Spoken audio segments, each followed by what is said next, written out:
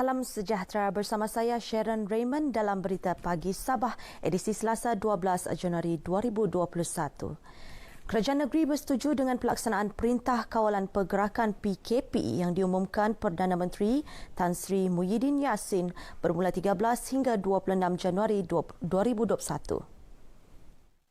Menerusi kenyataan Ketua Menteri Datuk Seri Panglima Haji Jinor, langkah penguatkuasaan PKP adalah perlu bagi memutuskan rantaian COVID-19. Sehubungan itu, orang ramai diminta terus mematuhi prosedur operasi standard SOP yang ditetapkan selain sama-sama bertanggungjawab dalam menghentikan penularan COVID-19.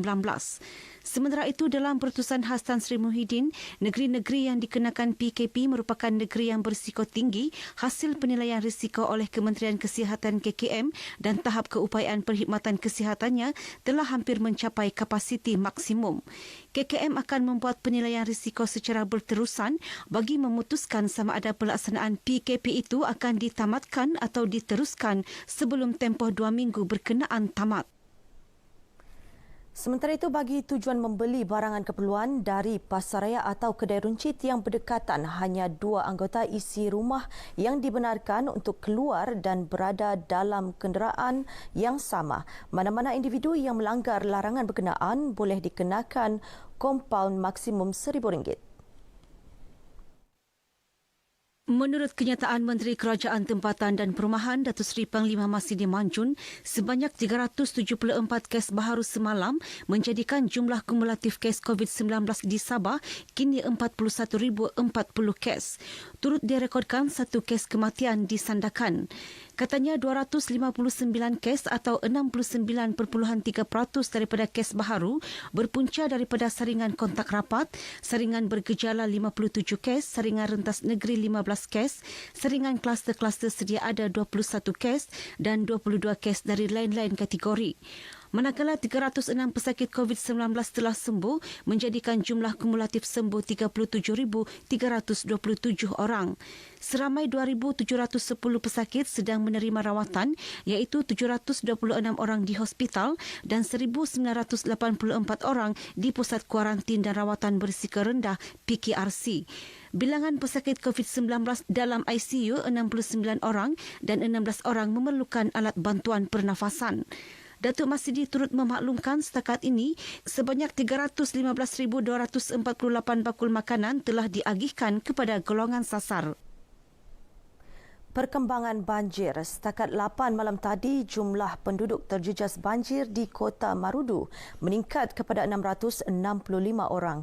Kesemua penduduk terjejas ditempatkan di 3 pusat pemindahan sementara PPS, iaitu SK Taritipan, Dewan SK Advent Damai dan Dewan Kampung Asin-Asin. Menurut kenyataan Sekretariat Jawatankuasa Pengurusan Bencana Negeri Sabah, di Kudat jumlah penduduk terjejas banjir kekal 71 orang yang ditempatkan di Dewan Sekolah Kebangsaan SK Tun Mustapa. Bercakap kepada RTM di Kudat, Pegawai Daerah Kudat Ahmad Shah Muhammad Yusunus berkata, Pusat Kawalan Operasi Bencana PKOB Daerah Kudat memastikan kebajikan dan keselamatan penduduk di PPS berkenaan terjamin. Alhamdulillah, mereka dibagi makan minum. Memang tersedia, keadaan terkawal. Beliau yang juga pengurusi PKOB Daerah Kudat mencadangkan Institut Pendidikan Dakwah dijadikan PPS sekiranya PPS sedia ada tidak mampu menampung jumlah penduduk terjejas banjir. Manakala di Pitas, ramai 10 orang ditempatkan di SK Pekan 2. Sebanyak 41 kampung dinaiki air di Pitas, 17 kampung di Kudat dan 11 kampung di Kota Marudu, sekaligus menjadikan jumlah keseluruhan 69 kampung terjejas banjir di Sabah. Ketua Menteri Datuk Seri Panglima Haji Jinor mengumumkan penubuhan Majlis Penasihat Ekonomi Sabah SEAC terdiri pemain industri, ahli akademik dan badan bukan kerajaan NGO dalam usaha pemulihan ekonomi Sabah. Pengumuman itu dibuat selepas beliau mempengerusikan mesyuarat khas SEAC di Pusat Pentadbiran Negeri Sabah. SEAC diketuai Tan Sri David Chu Sui Kiong, Datuk Tan Kim Beng sebagai Setiausaha dan Haji Abdul Rahman Mat Tahir sebagai Pegawai Perhubungan. Manakala anggota SEAC yang lain terdiri daripada Tan Sri Dr. Goh Tian Chuan, Tan Sri Andrew Liu Suifat, Datuk Seri Clarence Bongkos Melakun, Profesor Datuk Dr. Kasim Mat Mansur, Datuk John Lu Taufah dan Datuk Ismail Abdullah. Datuk Haji Ji yang juga Menteri Kewangan Sabah memaklumkan SEAC adalah usaha sukarela anggota yang dilantik berperanan sebagai penasihat ke arah pemulihan ekonomi Sabah terutama dalam situasi negara berdepan pandemik COVID-19. SEAC turut merancang untuk ke China bagi mempromosi pelaburan di Sabah apabila pandemik COVID-19 beransur pulih. Datuk Haji Ji berkeyakinan penuh SEAC akan membuka ruang lebih besar dan kemajuan kepada Sabah pada masa akan datang seiring hala tuju Sabah Maju Jaya 2021 hingga 2025. Jawatan Kuasa Pembangunan dan Keselamatan Kampung JPKK dalam kawasan Dewan Undangan Negeri Dun Telupit diminta menyediakan profil kampung masing-masing ia sebagai panduan kepada pemimpin dan penduduk merancang aktiviti dan program ke arah memajukan lagi kampung. Menurut anggota Dewan Undangan Negeri Adun Telupit, Johnny Bon J. Kurum, profil yang disediakan juga perlu diserahkan kepada pejabat daerah Telupit dan pejabat Adun Telupit bagi membolehkan kedua-dua agensi tersebut merancang dan mengenal pasti masalah dihadapi sesebuah kampung. Kependudukan, rumah, bilangan bangunan kerajaan, jalan raya, perhubungan kampung, elektrik, air dan mana-mana jangka panjang punya perancangan, kita minta mereka masukkan dalam profil kampung supaya itu menjadi rujukan kita. Beliau ditemui RTM selepas Majlis Penyampaian Watikah Pelantikan Jawatan Kuasa Pembangunan dan Keselamatan Kampung JPKK, Ketua-Ketua Kampung, Ketua Anak Negeri dan Ketua Daerah Telupit. Terdahulu ketika berucap, Johnny Bon mengingatkan setiap JPKK, Ketua Kampung, Ketua Anak Negeri dan Ketua Daerah yang dilantik agar menjalankan tanggungjawab sebaiknya seperti yang diamanahkan kerajaan negeri. Seramai 39 JPKK, 29 Ketua Kampung dan masing-masing seorang Ketua Anak Negeri dan Ketua Daerah Telupit menerima watikah pelantikan dalam majlis berkenaan. Susulan isu pemberian permit lot tanah di Kampung Sungai Batang dan Kampung Sinar Baru Batu 12 Sandakan. Perbincangan akan dilaksana beberapa agensi kerajaan untuk menyelesaikan perkara tersebut. Ia termasuk Jabatan Tanah dan Ukur, Majlis Perbandaran Sandakan, Jabatan Hal Ehwal Anak Negeri, Pemimpin Pembangunan Masyarakat dan Ketua Daerah. Menurut Adun Sungai Manila, Mokran Ingkat, langkah itu bagi memastikan permit berkenaan hanya diberikan kepada penduduk yang layak dan berhak. Beliau menyatakan demikian di Sandakan. Dalam pada itu, Mokran memaklumkan pihaknya akan mewujudkan Majlis Pembangunan Sungai Manila yang akan dianggotai golongan profesional dan berpengalaman termasuk pesara perkhidmatan awam. Pewujudan Majlis Pembangunan itu bagi membantu pelaksanaan serta mengenal pasti dan mencadangkan keperluan pembangunan di kawasan tersebut.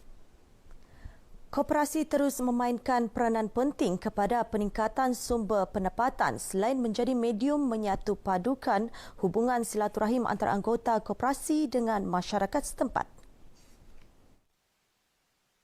Menurut Ahli Dewan Undangan Negeri Adun Lumadan, merangkap pengerusi Koperasi Bersatu Kampung Swasta Berfat Ruslan Muharram, setiap koperasi harus memiliki barisan ahli lembaga yang komited untuk membangunkan dan memajukan koperasi ke arah meningkatkan pendapatan ahlinya.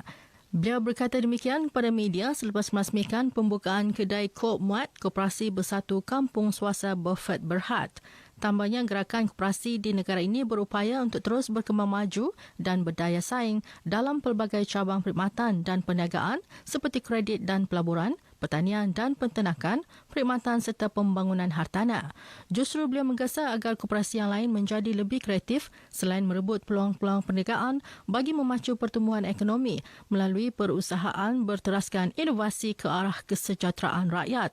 Dijangka kedai Kopmat tersebut bakal memberi manfaat kepada masyarakat berpendapatan rendah B40 dan sederhana M40 dalam kawasan Parlimen Beaufort. Sedikit berita sukan, seramai 30 peserta dari seluruh Sabah mengambil bahagian dalam kejohanan Bina Badan dan Fizikal Mr. Borneo 2021 anjuran Persatuan Bina Badan Sabah SBBA. Kejohanan bagi merebut hadiah wang tunai berjumlah RM6,000 itu dijalankan dengan mematuhi prosedur operasi standard dan Perintah Kawalan Pergerakan bersyarat PKPB. Berlangsung di salah sebuah pusat beli belah di Kota Kinabalu, kejohanan ini merupakan aktiviti pertama SBBA tahun ini. Apa yang penting kita kena penjarakan sosial, pakai mask dan setiap peserta atau penonton yang masuk untuk melihat pertandingan ini akan cek suhu dan juga scan My Sejahtera ataupun tulis nama lah. Beliau berkata demikian kepada RTM di Kota Kinabalu. 5 kategori dipertandingkan dalam kejohanan Mr. Borneo 2020 iaitu Man Beautiful Body, Ladies Beautiful Body, Ladies Physique, Man Physique dan Man Bodybuilding. Perasaan happy lah. So ini kali kita pertama dah dapat first blessing. So actually saya bertanding sudah lama tapi on off begitulah, tidak konsisten. So COVID ni memang kurang training. So this is a competition yang orang bilang rush punya lah. Saya prepare hanya dalam masa 3 minggu. So memang sangat training yang sangat sakit. Tapi alhamdulillah saya bersyukur saya boleh, ini adalah impian, langkah pertama. Sementara itu, 2 lagi kategori iaitu Man Physique dan Man Bodybuilding dimenangi Mackenzie Cowrie.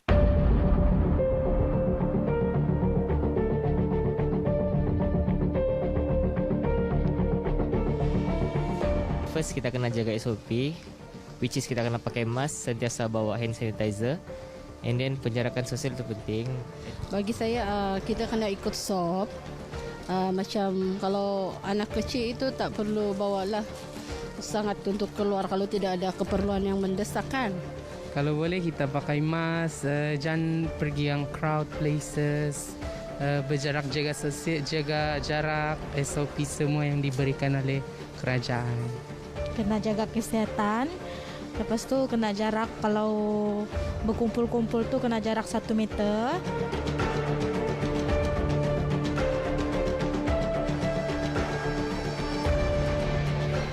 Sekian berita pagi Sabah. Jangan lalai, terus waspada. Pandemik COVID-19 belum berakhir. Saya Sharon Raymond, salam sejahtera.